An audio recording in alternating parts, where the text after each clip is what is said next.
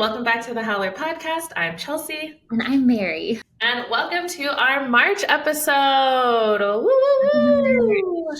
Third month, end of Q1 of 2025. Unreal, honestly. Literally, well, the end of this month will be the end of Q1, yes. Yeah, like Q1 is the Yeah.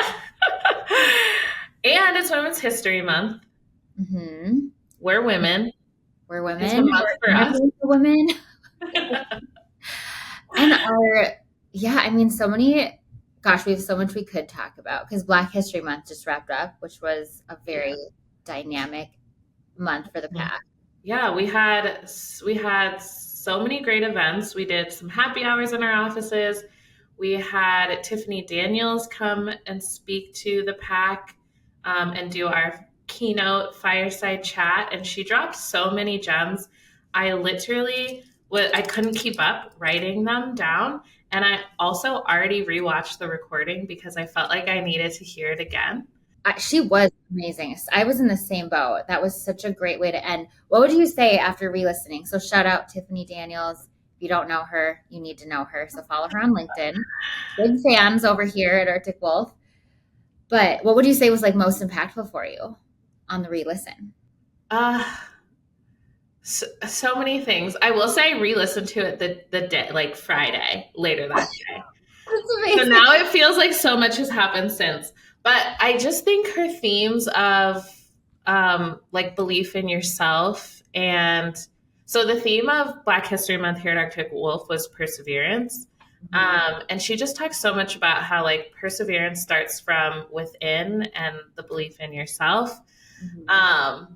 And she also touched on like mentorship and sponsorship and the importance of both of those. But really the thing that's standing out for me right now, which I don't know if it's like the biggest takeaway, but the phrase that is standing out to me the most right now is when she was talking about how, earlier in her career, she didn't have as much confidence. She was code switching a lot, all these things that a lot of people experience early on in their career. But then slowly as she started to build the confidence within herself, I just remember her talking about an example where, she thought maybe as a Black woman, she wasn't going to be able to be up for the task. And then she was like, you know what? No, I'm going to do it, and I'm going to do it better than you. And I was just like, yes, snap, snap, snaps for everyone, louder for the people in the back.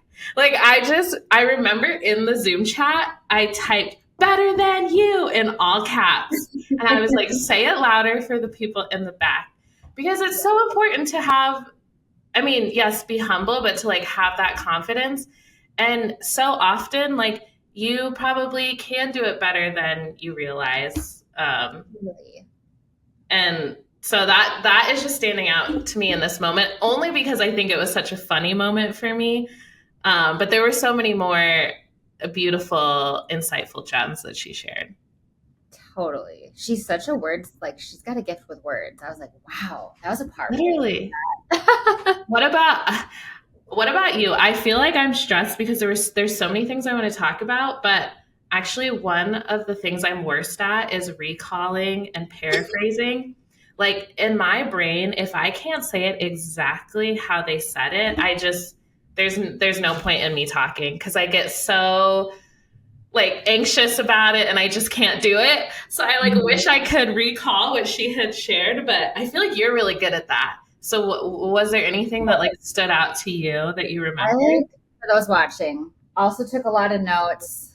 There were different colored pens. There was circles. There was underlines. But something I really loved that she said, there was so many. One was I loved when she talked about there's no room for shame in my story. And she said this part of her story where she's like, I'm going to own every part of it, the good, the bad, the hard, the parts that are harder to embrace. Because they made me who I am. They've allowed me to do what I do the way I do it. And I thought that was really beautiful because she really did speak from a place of like confidence, but she just had so much wisdom. And to me, it was like, because I think when you say that, I see it even in this keynote because you've taken every part of your story. And it's made you who you are and developed you into who you are. And you also have all this wisdom to share. So I love that. And I mean, I could go on too, but one other thing I really liked, and this was one of her like, wow, I love how you phrase that. But she said she wanted to expand the aperture of opportunity and encouraged us to do the same.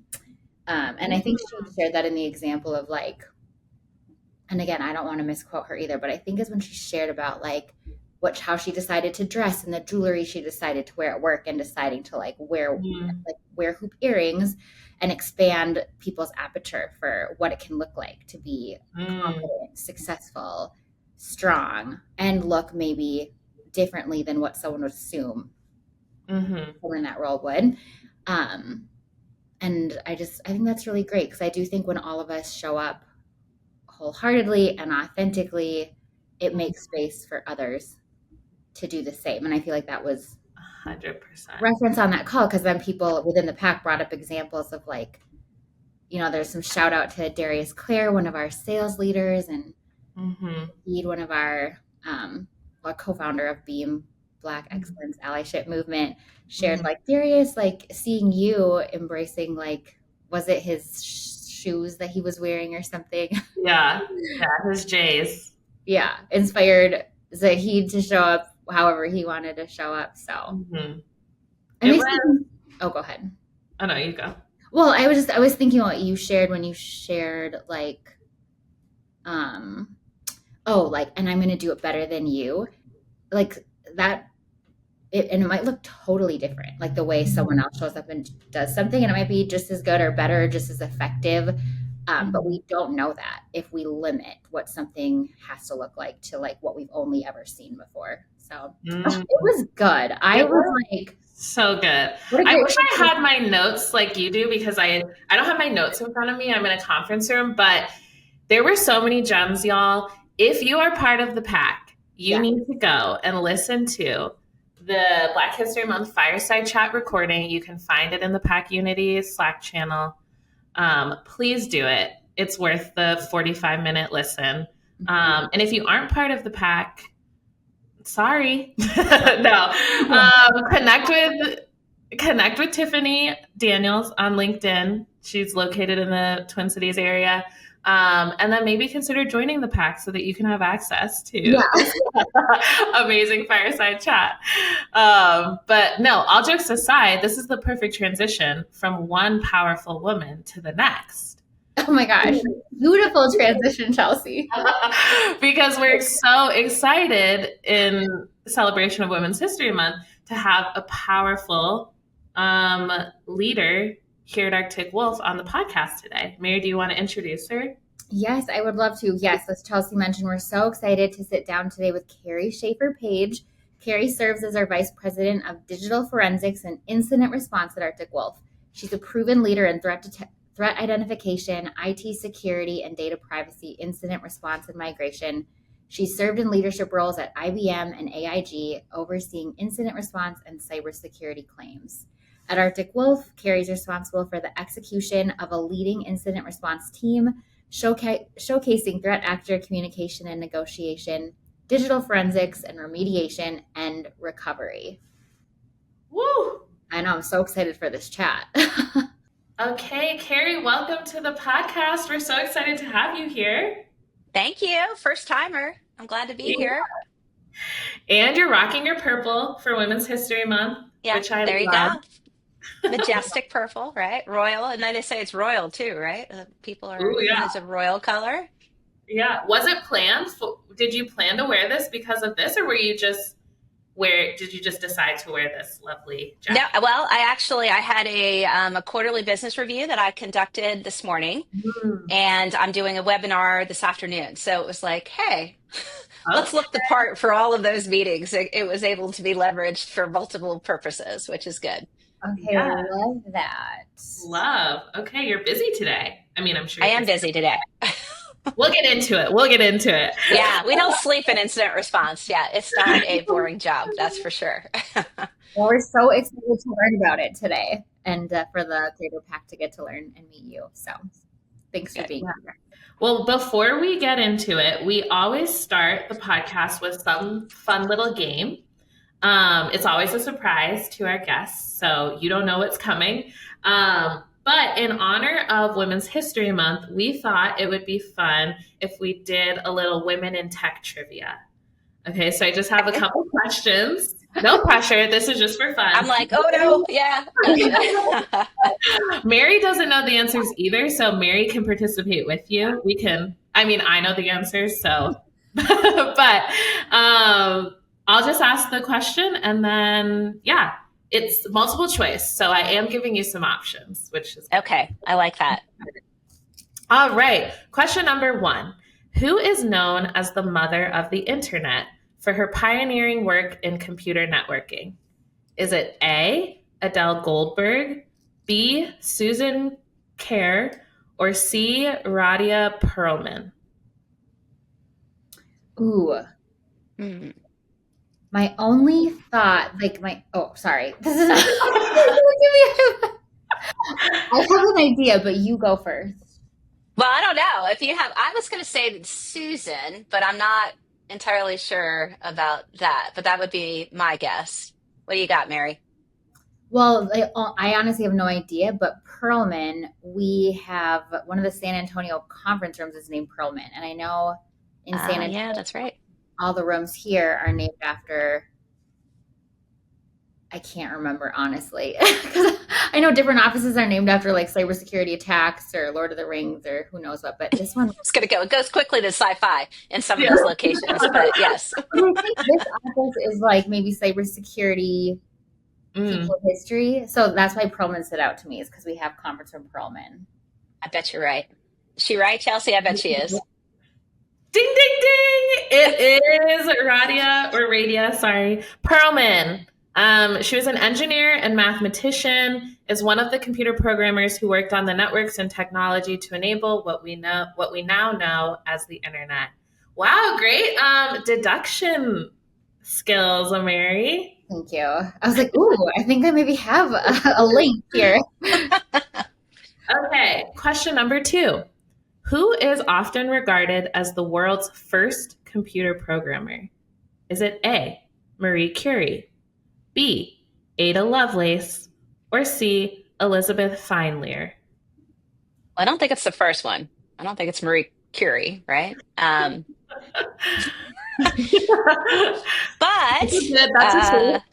it would be a pure guess. I don't know, Mary. What do you got? Your detective skills were pretty good on the first one. I'm trying to think. Have we named a room after one of those women as well? I don't think we have. I don't think so. I have no links to this one. No guesses. What were the last names of B and C? B is Ada Lovelace and C is Elizabeth Feinleer. Oh, Lovelace. What did that? I would guess B because I recognize that too, but I almost think for different reasons. All right, we go in B? I would go with C. That would be my guess if I was. Okay. The answer is. What's the difference? The answer is B, Ada Lovelace. Ada is considered the first computer. I'm 0 for 2. She's considered the first computer programmer for her work with Charles Babbage's analytical engine in the 19th century. She translated and annotated an article on the engine, adding her own insights and describing an algorithm to compute Bernoulli numbers. Don't know what any of that means, but yay, Ada Lovelace. Okay, 2 more. Margaret Hamilton led the team that developed the onboard flight software for which space missions? A, Apollo missions, B, the Voyager missions, or C, the Space Shuttle missions? I don't know. Maybe I was going to say Apollo, but I think I'll go Voyager. You should have stuck with your gut. It was Apollo. Oh, there we go. They had a movie about it and everything, probably. She was probably in it. Do you know, I never saw Apollo 13, though, right? So I missed out on that. Have I seen it? I don't know. I almost put a Hidden Figures question in there. Well, that's what I was trying to remember. I was like, I don't think those are the... Yeah, that's late. Hidden Figures is earlier than this. But Margaret Hamilton led the team at MIT that developed the onboard flight software for NASA's Apollo mission, including the software for the Apollo 11 moon landing. Slay, Margaret. Okay, last question. In 1965, Sister Mary Kenneth Keller became the first woman in the United States to earn a PhD in what? A, physics, B, computer science, or C, engineering? And you said, what was it a year? 1960 something? 1965. I'd say computer science. Ding ding! We got Finally! it! Yay! I got one right. Sister Mary Kenneth Keller, who was a nun, became the first woman to get a PhD in the U.S. in computer science at the University of Madison, or University of Wisconsin, Madison. Wow. Okay. Love that. I know, right? So that was fun. I feel like I learned a lot. Me too. And don't let it carry. When Dan Chiappa was on the podcast, he is a self-acclaimed like Disney fanatic, and I don't think the outcome of the trivia was good for him. The Disney trivia with him. So. Yeah, this was it Disney trivia that you all gave him too, as a self-proclaimed? Yeah, we gave him Disney. We either give people trivia related to like what we know about them, or like this, like something that's going on that's relevant. But yeah, don't feel bad. A lot of times people don't get the answers. I got one. That's all I needed. If I had a total goose egg on all of them, I would have been a little sad, but I got one. Yes. Okay, well, thanks for playing. This was fun, but we want to get into learning more about you. So we always start with like everyone's favorite open-ended question. Tell us more about yourself. But more specifically, if you could kind of tell us like, what did you want to be when you grew up? When exactly did you realize cybersecurity was a career? Just kind of like take us on a journey, if you will, to how you got here to Arctic Wolf. Yeah, absolutely. So going back to childhood, I definitely thought I wanted to be a vet. I always said I love animals. Still, to this day, I always have dogs. But then I realized I couldn't save them all. Like, I don't know about you all. Like, there's the sad part of like being a vet, and it's like, oh wait, no, what? They're gonna, you're not gonna save every animal. So I was like, okay, I moved quickly away from that. And then going into college, this is a fun fact. I was actually an elementary education major in school. Oh, okay. Yeah, right. And when I graduated, I came to the Research Triangle area, which is where I am now in Raleigh, North Carolina. There were not a lot of good teaching opportunities in the county that I wanted to live in. It was still kind of your old school teachers that, hey, read the book and answer the 5 questions in the back. And I'm like, hey, I'm fresh out of school. I got some new ideas. Like, there's got to be a better opportunity somewhere. So there wasn't. And I went to a contract agency and got put at IBM. So I was there about 6 months, and I worked as kind of a receptionist, if you will, in a briefing center. So IBM at this early stage was kind of leading edge, where they had this conference room where it was computer laptops, and customers came in and they could like anonymously talk to each other and share ideas that were, presented on the screen. So people were collaborating without, judging, if you will, like, oh, Mary thought that, why would she say that type thing. Mm-hmm. So it was interesting. So I talked to everybody that came through the door. So there was always executives coming in, bringing in their clients and customers. And I had one manager approach me. I'd been there, I think I'd said 6 months. And she was like, I'd love to get your resume, to apply. And I was like, oh gosh, I wasn't thinking corporate America at all, right? Still school teacher type stuff. So I was like, I went home that night and was like, how do I say, okay, I did a technology lab. I did all of these different things to kind of gear towards, school connection. Like, okay, how do I make that connection type thing? But anyway, I went in for the interview, and I'm an extroverted person. I like to chat. And I think I was so nervous that I talked very fast, which I do. I'm a New Yorker at trait. Like, even though I'm in North Carolina now, I'm a New Yorker. And she literally said to me, she's like, I've never met anybody with more energy than you.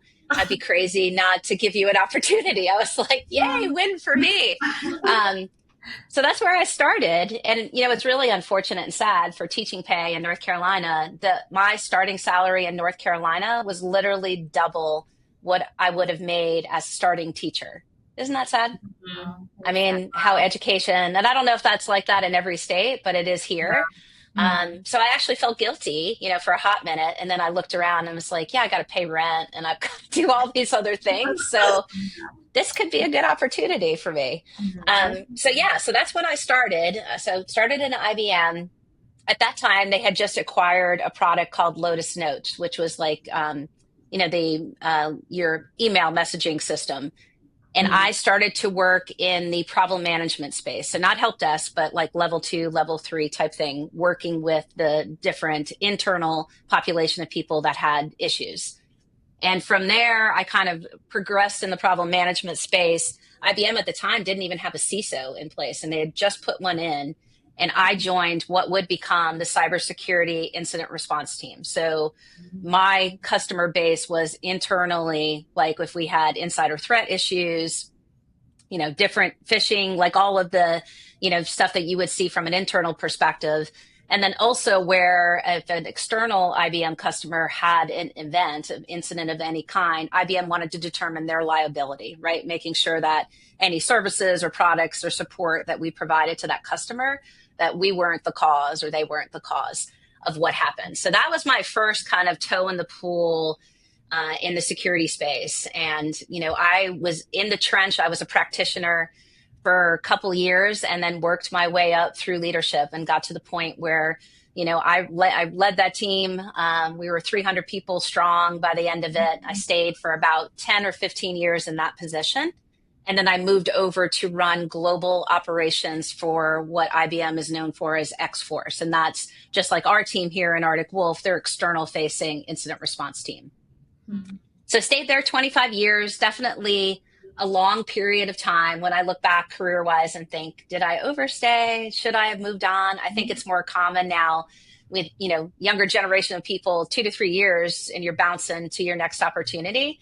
But I had a sense of loyalty and I felt like I really created a network of people within IBM, which is actually something I'm replicating here, just being able to collaborate with, the different executive teams and building out, that network I think is super important. So I stayed and I'm glad I did. It served me well.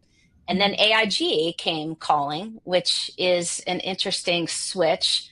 AIG as in the insurance carrier. So I was brought in as a leader in the claims department to really help the claims professionals kind of navigate a cyber claim. So cyber insurance is hot. Customers definitely should have it and do. So when a claim comes in, a lot of those claims adjusters can read they're attorneys by trade, right? So they can read a contract. They didn't necessarily understand how a claim works and the whole, technical components of a root cause and an attack path and what they should be asking, to basically get knowledge of why did the customer have a breach, if you will, or the insured have a breach, ask the right questions so that could be fed back into product and underwriting. So there's a life cycle that happens there. So I was trying to help. I can't make everybody a cyber expert, but I was trying to put the framework in place of, what do we need to look for and what questions should be asked of the IR providers. I also was helping to understand AIG's panel. So different providers will have, vendors on their panels, incident response being a big one on there. So I did that again for 2 years. And then Arctic Wolf came calling with this amazing opportunity to join as the vice president of the incident response team. And I have to admit, even though only 2 years at AIG, it really has been refreshing to come back into, a cyber position where I can reflect on what I learned from that opportunity and really understand that what we as an incident response practice need to strive for and what a carrier is looking for from that perspective. So it gave me, a really unique insight, if you will, that I can now apply those disciplines, within my own practice, which is super exciting. Wow. Oh my God. So was that long-winded? I know. I didn't even stop to let you guys say, wait, what? No, I mean, I feel like Mary and I probably both have a million questions. The one thing I just want to touch on really quick is I just love your story because I feel like we hear these all the time, but the power of just one person, like believing in you, and look at how that has changed the whole trajectory of your career and your life. Like that one manager was like, hey, I think you should apply for this. And at the time, you're probably like, what? I don't have any of this experience. This isn't Yeah. what I'm interested in. And now, decades later, here you are like a leader in the space. It's just so powerful. It is powerful. And I think too, the other message too, I think is, just because you don't start right out of school in a computer science major or, whatever it is, I think the showing that you can pivot, right? Like, building different skills that says, I'm a strong communicator. I feel like I have strong leadership skills. So like, how do you play on those to actually then you can learn a new discipline, right? Like applying those kind of foundational components, I think to, now I'm in cyber, but yeah, I started, teaching the ABCs. Like you can make that jump, right? Which is, I think, pretty cool too. I was thinking about when you were sharing how you were talking about how at the time teaching looked a certain way. And I think you said something to the effect of like, hey, I just graduated school. I have new ideas. Right. So it's kind of interesting to reflect how that parallels with you basically entering, like, I feel like you've witnessed and been part of the evolution of incident response and cybersecurity. Like, I still feel like it's such a growing field. Would you say that's true? Like that you were able to learn, but also contribute to what it was becoming? 100%. Yeah. Like I mentioned too, when I was part of that problem management team at IBM, they didn't even have a chief information security officer, which nowadays, like, we had Adam, who's amazing, right? You always have to have a CISO in any company. But yeah, when you think back on it, like that structure wasn't even in place. So it is kind of exciting to have been part of, I think, that evolution, not only for just that one company, but to your point, kind of putting those building blocks in place of, this is what a team does, right? From a breach standpoint. And, within Arctic Wolf, I mean, we have amazing team, and I'm sure you're going to probably ask me about it in a minute, but, the diversity, and, the different roles that comprise what we execute on every day is kind of a symphony, honestly, of the different groups coming together. And it's super impressive. Okay, we definitely want to talk about the team. We want to know all about a day in your life and what incident response looks like. But before we move on to that, I also just want to know, you took that chance on yourself. Like Chelsea mentioned, yes, that person believed in you and encouraged you to apply, but you took the chance and applied. You shared that you stayed with IBM for a while and grew throughout your career.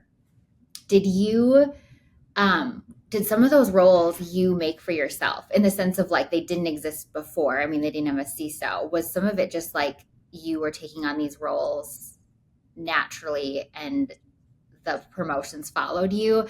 Like, how did you advocate for yourself and just like that amazing leadership trajectory you had at IBM? Like, what did that look like in a space where there wasn't like and next is this, and next is this, and next is this, and next is CISO? Or Yeah, no, and that's a great question because cyber, as we all know, especially we're talking Women's Month, I mean, it's a male dominated industry for sure, right? So I think it was the tenacity I had in my other skills that I basically was able to say, okay, I have, strong presentation style, but I was actually going to correct myself and say that was another mentoring kind of moment early in my career.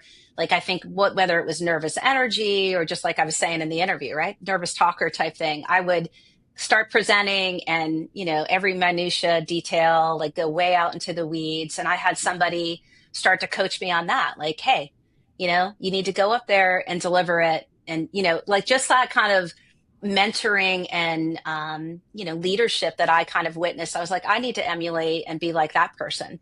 So I feel like some of the positions, I advocated for myself by just growing my own skills and having, the strength to say, okay, like I can do better next time in this, and then getting recognized for that, right? Oh, okay. Like, yeah, let's put Kerri in front of that because she can handle it.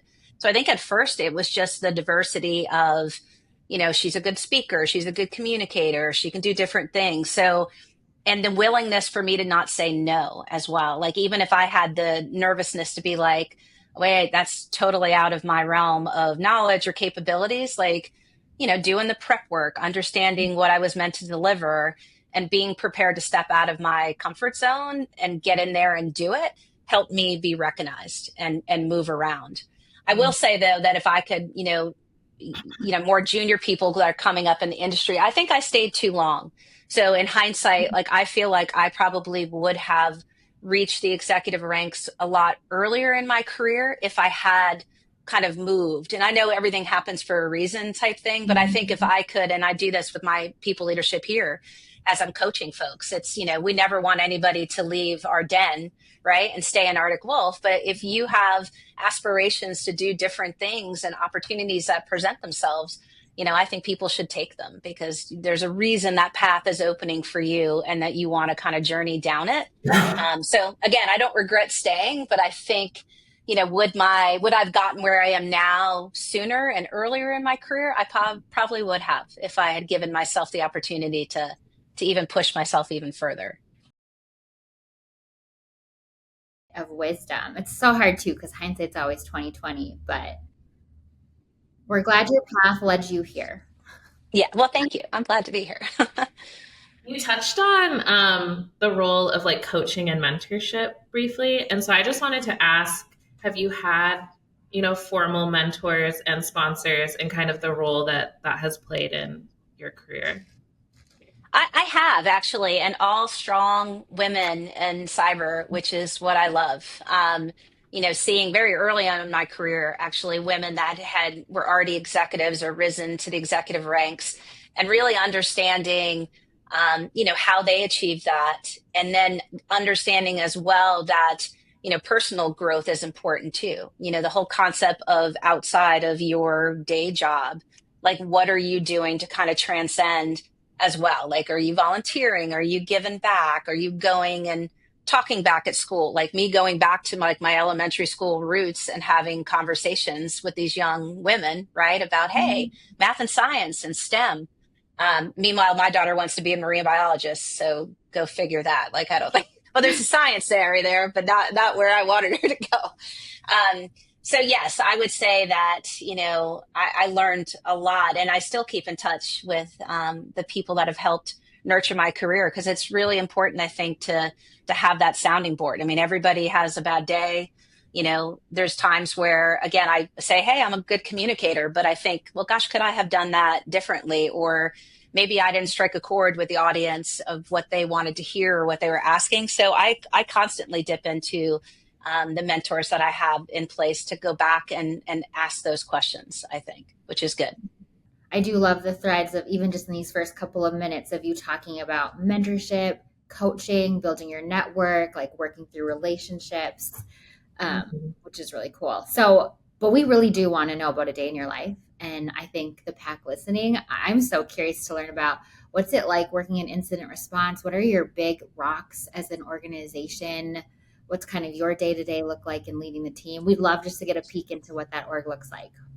Yeah, sure. So incident response, you often hear the analogy firefighters, right? Because that's really what it is. Like, our team is running into the building when it's burning, not running away from it, right? And I think it takes a certain type of skill, a person that has a level of patience. When you get on the phone and you're doing what we call a scoping call, but that initial like freak out moment for a customer that their house is on fire, essentially, right? Their company has been breached in some capacity.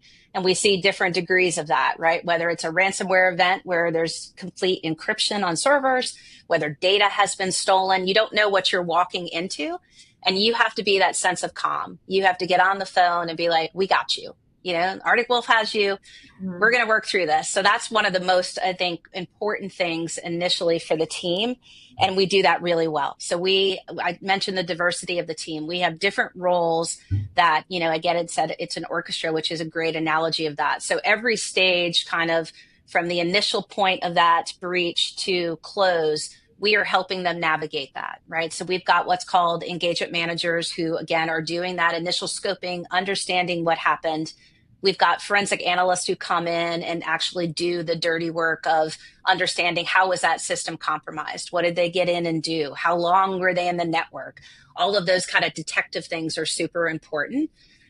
We have threat negotiations, which to me, this is a diversity, a big differentiator for us in the field. There's a lot of IR providers that don't do threat negotiations themselves. They kind of white hat it out or have a partner.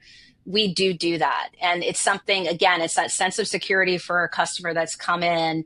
And we're basically saying, nope, we've got you through all the stages of what you're dealing with, because ultimately you don't want to have to pay a ransom. There's some companies that choose to do that. So our team is going to come in and basically help negotiate that. Third quarter alone, we saved over $92 million for customers out of threat actors' hands. And that's a stat. And in Dan Chiappa's all hands, like year to date, it's been 250 million. So we're talking big numbers. And that's the impact that team has for a client. And when they're helping them, again, through that situation, which you don't want to have to be in, but if you are, you certainly want to be in Arctic Wolf's hands, right? Okay, time out. We have questions. Yeah. Okay, I'm imagining like a movie. It's a hostage negotiation. Mm-hmm. There's people like, is this happening? Is this like an email going into the abyss and you're hoping somebody out there responds, or are you on the phone with someone live? Tell us, I need to know what this is like. I know. Yeah. Well, we don't want to totally give away how the sausage is made, right? Like that's actually right. External media always asks, like they want to know the day in the life. But yeah, it is an active negotiation. So our team is actively talking to threat actors, which is crazy. Like the tales from the trench, if you will, or the war stories are super interesting, because you can tell sometimes that you're talking to a nation state threat actor by the language they use or the broken English or whatever it will be. You start to recognize attributes of different threat actors. And what's interesting is, they all kind of learn. Ransomware is a big business. So these folks are learning from each other, getting mad at each other. Like it's almost like a band breaks up and it's like, well, hey, this isn't working. And they go take the tools that they learned from that one group and then go start another, right? Which we see all the time. So it is a really interesting space to be in, and pretty entertaining at times. Like we do have chats internally where some of the threat actor negotiation team are sharing what they call, stupid pearls of wisdom from threat actors, but the things that they say that you're like, really, dude? Like, did you think that was going to be effective and work? Do you have one you can share? It is pretty. Do you have a stupid pearl of wisdom that you can share? I don't, I should right off the top of my head, but I don't. Like, and in some cases, so that's the funny thing. So the anecdotes, I could probably come back and we can insert some into this podcast with some funny ones. But there's also actually an ugly side too of these threat actors, because ransomware is big business and they're getting more aggressive. So these extortion demands that we talked about earlier, you could pay for what's called a decryption key when you have been ransomed. And then they turn around after you've paid that, and you may be trying to decrypt your information, but they're like, oh yeah, well, we stole some too, right? It's called data exfiltration. So we're going to need you to pay us some more so that we don't actually release this out onto the web. So it's a nasty business for these customers who are faced with these decisions as to, again, do you pay, do you not? Large enterprise customers that have the monetary means to do so, sometimes will pay a ransom just to suppress the information from actually getting out, right? So that's an interesting kind of focus as well. So I'm assuming the individuals that are actually doing the threat negotiations, are they trained in like psychology or like different tact? I just feel like you would need to have some sort of background of like the human psyche. That's a great question. We actually do have a lot of former law enforcement on the IR team, both in law enforcement or in the public sector with the 3-letter agencies. But our threat negotiation team, none of them come from that space. But it's you get it's almost like on the job training probably as well. You get really in tune to kind of speak to these individuals, again, knowing the practices of how they learn from one another, and anticipating kind of what they're going to say if they base themselves on Conti or some other threat group. So it's really an art, and psychology is actually that's a great analogy to put to it, because it really does become that way. Like, you as an individual negotiator understand what style works best for you to get the responsiveness that you want too when you're actively having that exchange, right? So I think each one of our team, and that's what makes us so unique, are all uniquely different, but they're bringing something to the table to drive that success that we're finding. So it's goes back to what we all talked about in the beginning of this call. So they didn't train to be in that, but their skills have allowed them. And as they diversify themselves and grow, they've really kind of taken flight in the role, which has been impressive. So cool. You shared with us some big numbers, the 92 million just in Q3, 250 million, I think, over the fiscal year. If you can share publicly, what does that equate to as far as like actual number of incidents? Like how many like active incidents are we dealing with a week or a day or something like that?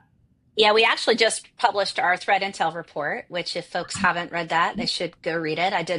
We did a webinar on that. So it's hundreds of cases really that breaks down to, right? The threat intel report is actually a snap in time from a year, I think, where all of those cases fed that information. So yeah, it's definitely a large volume that sort of feeds, how we derive at those numbers and, the source of investigation for the teams. Well, and it sounds like this could be a really intense job. Like you're in high pressure situations. I know you shared at the beginning, like you all are there to provide that sense of calm, to make sure the customer knows like we've got your back, we've got you through this. Kind of what do you and your team do for yourselves to make sure that you are like prioritizing your own mental health and well-being so that you can be that sense of calm to the customers? Because I'm assuming like it can be really intense. Mm-hmm. It can be. And it's hard to switch off. I mean, I didn't probably go into even more detail, which I could, about a day in a life of my job and stuff. But incident response is 24/7. I'm not sure if everybody realizes that. And we are a global team and a practice. So even when my business day ends or any of our, folks in the US, we've got our APAC team that then picks up the torch, and likewise to Europe, right? So, that never totally switches off, but the work-life balance is super important. I think I'm a wine drinker. Can I say that? Like on camera? Yes. But not just to have a glass of wine. I'm actually very into, like, from an aficionado standpoint, learning it. I've taken classes. I'm actually considering when I have downtime, which I don't, like, do I get my sommelier just to have? Like in my retirement age? I know. But yeah, you have to unplug, like you have to, because especially let's talk about, again, the threat negotiation team. Like that's heavy stuff that you're dealing with, like talking literally on the front lines to bad people and then going home and, playing with your kids and stuff. You have to compartmentalize those different things so that you can kind of recharge your batteries and start afresh the next day. So sometimes I even find it hard to do. I'm sure you guys are all guilty as well. Like I'll walk around the house with my laptop in my hand just because I have a global team, but finding time to be like, okay, no, I'm going to watch, a show, or I'm going to do, something like that, I think is super important because it's hard to do. I used to be really good about going to the spa, getting facials every quarter and stuff. And I've fallen off of that. And my husband got me a gift certificate for Christmas to make sure that I reprioritize that again and get back in the habit of doing that for myself. So I'm on it. I haven't made my first appointment yet, but I hope to soon. That sounds like a great ritual. And I That's love right. Your partner's support in your well-being. Right. That's so sweet. Yeah. Mm-hmm. Yeah, we're going to follow up to make sure that you book that spa appointment. I like that. Yeah. But just to touch on too, when you asked me a day of life of me, like I think one of the things that I'm most excited about being here at Arctic Wolf is really growing the IR practice. So I know that we're a SaaS-based company. So it's actually given me a unique challenge, I think, because I have worked for IR providers that, have traditional retainers as an example, where you buy a bucket of hours and burn them down. And, we in Arctic Wolf are not necessarily leaning into ProServe, right? But yet we're understanding where we can kind of create that ecosystem of we're providing value with the addition of our own now EDR tool in our tool belt. I think it's going to be really massive for us in incident response, because now when we're running investigations, we are using Aurora, right? We're going to get to the point where we're becoming sticky with our client based on the products that Arctic Wolf offers. I love that. I just got so excited when I saw CRA, the Cyber Resiliency Assessment, because again, coming from AIG, like that's something that plagues insurers. Like when you want to get a better policy rate, these carriers are basically evaluating your security posture, right? How secure from a customer standpoint are you with your standards, and how are you doing that? I mean, so when I saw CRA come out, I'm like, this is brilliant. Like we're allowing, customers to actually get that knowledge done ahead of time, even incident response, sitting down with them and helping them kind of fill it out, and then going back and they can get the best rates possible because we provided a product that allowed them to do that. So to me, it's exciting to see where Arctic Wolf, we have such a large portfolio of products, and you couple that with the services expertise that all of S2 brings. Mary, as you know, because you're in there in the San Antonio office, protect and delight our customers is the slogan. And it's really true, because we do that on the front lines every day, and being able to leverage and understanding the market requirements and needs of our customers allow us to step up.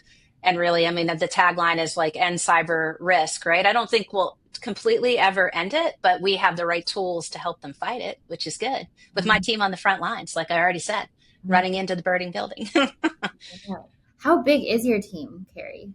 So we were just under 50 people prior to the most recent acquisition. So we gained about 10 more.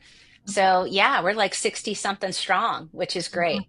I feel like we could stay in this portion of the podcast the entire time. I could honestly ask like a lot more questions, but I'm so excited to hear from you too about your leadership philosophy and how it's evolved over your career. So on that topic, one of our culture tenets is lead the way. How do you live that out? What does that look like for you? And how do you see others on your team live that out as well to help us with that mission of ending cyber risk?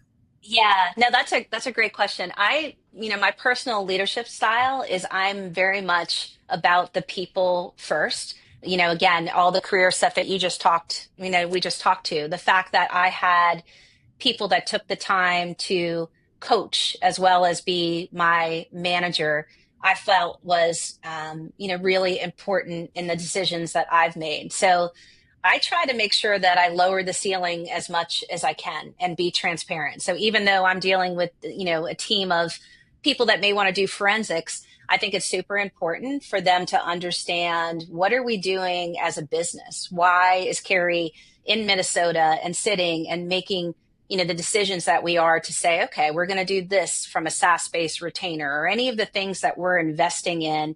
Like, I think it's really important that messaging is communicated down with the team so that they understand, yes, you're working with these engagements, but you understand the big picture. So for me, it's that conversation that I think needs to happen often. And, with a team, I mean, my peers even have teams bigger than me, but there's nothing more important to me than a one-on-one with my people leadership. And I've started to when I first joined, I met with every single person on the IR team individually to get to know them, tell them about myself, and really understand, what's making our team tick, what's not working, the whole what works well, what's not working well.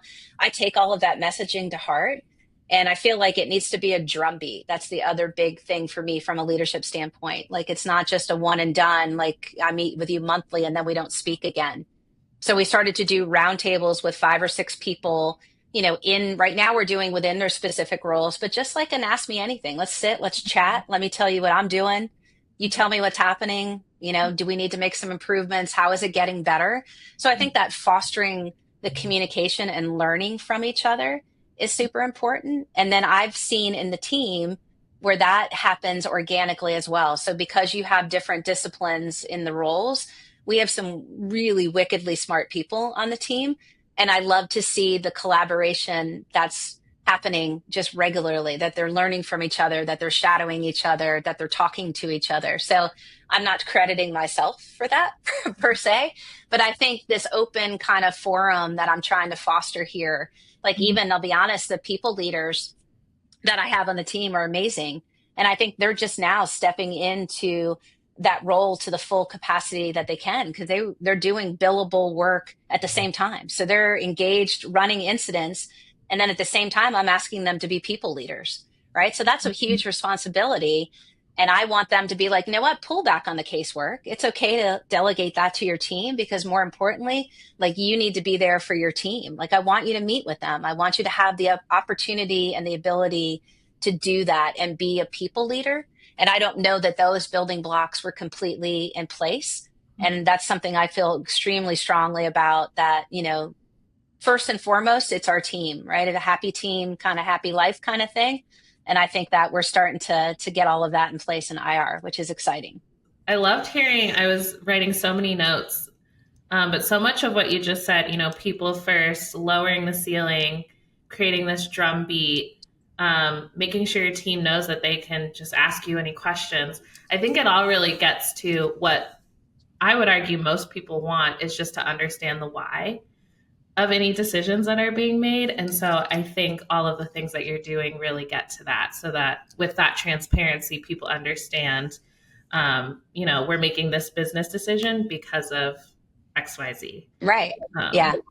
Connecting those dots. Yeah. Probably one of the best leadership skills I think I was taught or learned that I took away is to be an active listener. Like, I don't know if you guys, like, we can use that in our personal lives as well. Again, as an extroverted person, you know, sometimes I have to take a moment because I want to jump in and I want to add to the conversation, or I want to do whatever.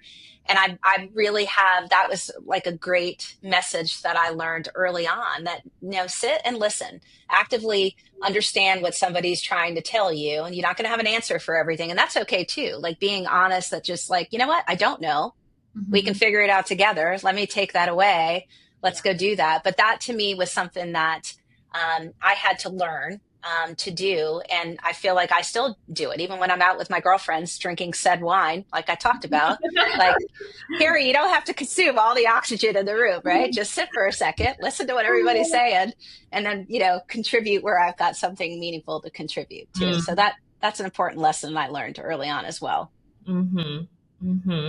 Well, oh, go ahead, Mary. Well, I was just going to say, I love that the intentionality behind the practice to make that space for your people leaders to truly be people leaders and develop the skills of supporting and coaching and delegating and all that stuff, because it is a lot when you're doing the full-time job and supporting people through it. So that's right. It's awesome that you're doing that for your team. Yeah. Thank you. And you've dropped a lot of gems. I feel like a lot of lessons learned throughout your career, either from various mentors or coaches. But just curious if you have any other leadership advice that's really stuck with you that you'd want to share, or maybe the best advice you've ever received. Yeah, I would say, I mean, it's listen with intention. I think this, you know, ranks high up for me. And it's also trust your gut too. I think, you know, if you had to ask me like what my favorite word or comparison when somebody's like, oh, this is a real challenge. It's like, is it a challenge or is it an opportunity, right? Is it an opportunity for us to kind of look at something differently and figure out how we solve it? So to me, I think that's a big one, right? Like if you face each thing, and you have to in incident response, because there's 1,000 challenges coming at us, right? So it's understanding like, nope, how do we turn that around? Like you may still have to pay or choose to pay a ransom demand or an extortion demand. So then how do we on the back end, like get you prepared? Again, with that fire analogy, it's like the smoke detectors, right? Like that could be your incident response plan, but you don't just put the smoke detector up and never change the batteries. Like you got to go back and hit that instant response again plan and say, hey, has anything changed in my environment? Is there anything changed in my network? So I think that's an important thing as well, is kind of being part of the journey, that even though the challenges and the tough spots, then you come out the other end and it's like, what did I learn? Reflecting on that, how do I change? How do I harden my environment? Like, I'm paralleling obviously life and cyber at the same time. Do you guys get what I'm saying? Like, there's something to be learned from every journey that you're on. And even for our customers. So if we can help them basically get to a position where you're never going to be breached again, never say never, but that's what you want. And then I would say the same thing, like in my personal growth, like, facing each one of those challenges as opportunities, and seizing it to kind of do something better and different has been, it's proved me well, I guess, from where I am now, which is good. I love that. I feel like we'd be remiss not to take this moment here too when we talk about leadership, as it is Women's History Month, and this will come out in March during Women's History Month, to take a moment for the ladies. We know that according to our partner Women in Cybersecurity, that women still make up only 25-ish% of the cybersecurity workforce. What would you say to women that want to follow in your footsteps or want to continue either to break into cyber or to grow in their careers? Like, what would you say for the gals? Yeah, I mean, that's a great, like, give you a story real quick. Very early on in my career, I remember being at a conference and, the blonde hair, blue eyed girl kind of thing coming in. And a gentleman confused me for somebody that was setting up the snacks or the crafts and the, like what they call the craft table or whatever, the back of the room. Like, oh, are you putting out iced tea and stuff? And I'm like, no, I'm actually about to get up on the panel and speak to you. So like, touche. But yeah, I think there is this kind of, unfortunate, I don't know what you would call it, with respect to seeing women in cyber, seeing us take leadership type roles. So I would say, even if you're starting small, I mean, look at what we all just talked about with me. Like, I didn't start on that path, but kept kind of whittling away and finding myself, tackling different things that enabled me to be successful in the space. So especially if you have an interest in cyber, I think it's not so much about all of the book learning, although that's super important to obviously be able to understand it. I think creating opportunities for yourself to actually practice and be a practitioner is really important, right? So you can go and be a computer science major, you do whatever, but are you able to demonstrate those skills? So I think seeking opportunities where you can actually show hands-on that, oh, wait, no, I know how to do this. And even though you may not get it right away, like, that's the other thing. Like, you only get better with practice, right? So to me, it would be presenting, putting yourself in an opportunity. And this doesn't have to just be in cyber. If you want to be a public speaker, if you want to just like everything that we would talk about, right?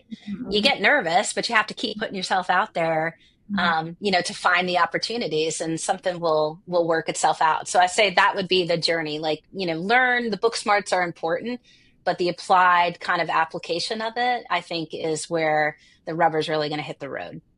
And I feel like today your story too has just, you've led by example with so many good nuggets of taking chances on yourself, saying yes even when you're scared, building a strong network and relationships, being willing to mentor but also get that feedback, and seeing challenges as opportunities to continuously learn. So I think so many people are going to be encouraged by this conversation. I'm personally inspired, and it was, honestly, I think we could easily keep talking to you. I would love just to. I know. Questions. I know. I've been looking at the time, and I'm like, can we create a time machine, go back a little bit, so that we have more time with each other? Because I agree with Mary. I feel like we could make this a 3-hour podcast if we wanted. I love that. Next time we'll do it over happy hour, and I'll bring we'll do a wine tasting or something while we do that. That's what we need to do. Love that. Well, we do know you have a busy day, so we will wrap it up, but we always end every episode with our rapid fire questions. So these are just quickly, first thing that comes to your mind. Okay. Best concert of your life? Ooh, that's a tough one. I've had a couple. I did get to see the Eagle. I've diversified in my music preferences too. I go from alternative to 70s. I saw the Eagles actually just a couple of years ago, and they were phenomenal. They sounded just as good as they did probably 20 or 30 years ago. And then I did go to see U2. I've seen U2 multiple times, but I saw them at the Sphere. So if you haven't been to an experience at the Sphere yet in Las Vegas, that kind of, dome, whatever that was a pretty cool, event, if you will. So that would be somewhere I would recommend people go for a concert. Okay, fun. I feel like we had someone else say the Eagles, but I can't remember who. I need to go back. Okay, fun. What's your favorite word? Oh, I actually think I said it, or opportunity, right? That would be yeah, that would be. Yeah. Okay, love. A place on your bucket list. I haven't been to Spain. I've been to some countries, but I haven't been to Spain, and I'd love to go to Portugal. Those would probably be top two there. Okay. Did you study Spanish? Or in high school, but it didn't last. So yeah, high school. And I guess I have to take it in college too, right? Wasn't there a part of our college that we had to do college requirements for language? But yeah, sadly that did not stick with me. That's okay. You can always pick it back up again. Put yourself out there. Put yourself into those scenarios. That's right. It's an opportunity. I'm on it. Okay. What's something that people often get wrong about you?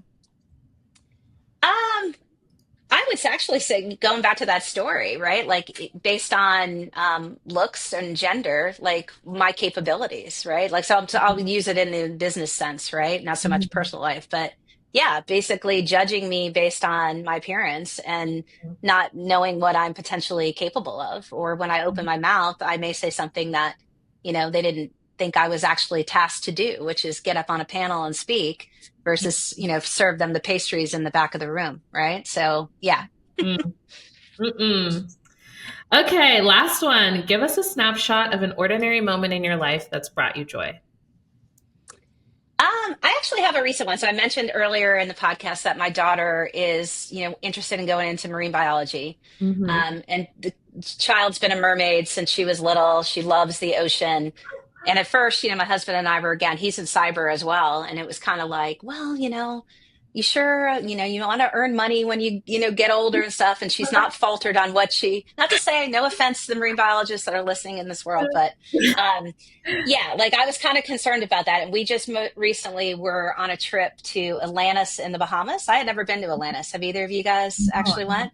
No. So it's pretty cool. Like as a resort, like the whole thing is centered around experiences with marine life. So you can swim with the dolphins and, you walk from the pool to the beach and you're going under these tunnels that are all aquariums. So there's sharks and all of these different, fish and stuff that are in there. And just a simple thing of walking around there with her coming from the pool, like going under those tunnels, she was just like naming stuff that it showed the depth of knowledge and actual awareness she had. Like she was naming sharks and then starting all these scientific names of like, this is that and this is whatever. So it gave me a moment of pause that, you know what, it's no different. She knows what she wants to do. She actually is well equipped to do it and more book smart and actual applied smart than I realized. So that gave me a moment of pause. Like, you can hope or want something for your child and the path that she's taken. And the fact that she showed such passion and it was just us walking around a resort, like, hey, that's this is that. And it was the best part too. There was a little like tide pool area and there was little tiny littles, like 2-3-year-old kids. And my daughter's name is Zoe. She was like picking up like sea urchins and like showing them. And then her being the teacher to those kids. That's like, this is that. I know. So I was like, oh, that makes me super happy. So yeah, that's a recent story that was rewarding for sure. Okay. I love that for Zoe. And also with the way the world's going, we need marine biologists. That's true. Yes. Let's save our planet and our sea life. That's right. Well, and if she follows in your career footsteps, the marine biology might lead her elsewhere, but it'll all work out as it's meant to be. I hope that she'll be part of your career. You're doing the trivia questions with women and what they did. That's right. Maybe Zoe could invent something. All right, she's pulling plastics from the bottom of the ocean or doing something. Wow. Could you imagine if in 20 years we get to go back to this Howler Podcast episode and the first mention of Zoe's excellence was on this podcast? That's right. Or she's being tagged in her socials like, hey, you were. All right. Well, Kerri, this was so amazing. Thank you so much. We are so excited for not only the greater pack, but just for the public to be able to listen to this and get to know you better. yeah, thank you for spending your afternoon with us. This is great. I loved it. I'm looking forward to our happy hour part 2. I honestly Yes. can't wait. All right. Thank you. All right. Thanks, ladies. Bye. Bye. Wow, what another great conversation. Yes, super enjoyed it. And I feel like I definitely could have asked 100 more questions. I know. The incident response space is so interesting because, yeah. Yeah, exactly. Well, thank you for listening. If you are part of the PAC, it is March, and as we shared at the beginning of the podcast, Women's History Month. So Women Transforming Tech, our PAC Unity Alliance, has planned so many activities for this month. Like, leave it to women to be organized and activated, okay? We are doing, or we've done, depending on when you're listening, some vision boarding events in our offices, but also for our remote PAC, we've been, there's a remote option to make like a digital vision board for your desktop. Whoa. Desktop background. So you all know what I mean. So there's that event. There's all sorts of webinars going on this month. We're bringing in someone from Bullet Journal to talk about the bullet journal method. I'm so excited for that. Yes, it's so funny because that's actually my friend through dance, and she just happens to work at Bullet Journal, and they only have like 4 staff at all of Bullet Journal. So the fact that like I even knew someone, such a small world. Such a small world. Wild. So cool. So yeah, lots of ways to be engaged this month in March. It was also Employee Appreciation this month. So we had all sorts of engagements in our offices and also some thank yous to our remote PAC members. So we do appreciate all of you here at the PAC. We truly couldn't do it without you. We know we're stronger together because of all of you. So happy Employee Appreciation. And I think that wraps up most of what we have in March. I think so. I think Chelsea said it all. Thanks all for listening. And if you're not part of this unique community that we call the PAC, and this community we're also grateful for, this Employee Appreciation Month, you can see our open positions at arcticwolf.com/careers. We'll talk to you next month. Bye. Bye.